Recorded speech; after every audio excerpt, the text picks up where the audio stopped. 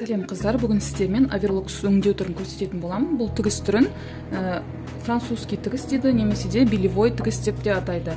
Ең алдымен міне матамыздың ішкі бетін, ал теріс жағы бір-біріне қаратып, былай түзу тігіс түсіретін боламыз. Лапканың бойымен тігіп шығатын боламыз.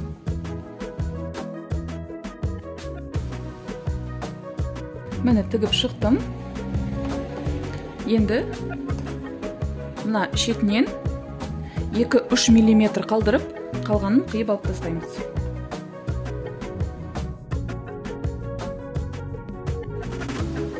Енді матамызды ішке қаратып, мына жағын жақсылап үтіктеп шығамыз мына жақты. Міне мен ішкі жағын үтіктеп шықтым. Енді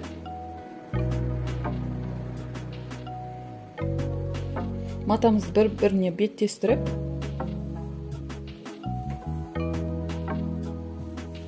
осы жақтан түзу тігіс түсіреміз. Лапканың бойымен тігіп шығатын боламыз.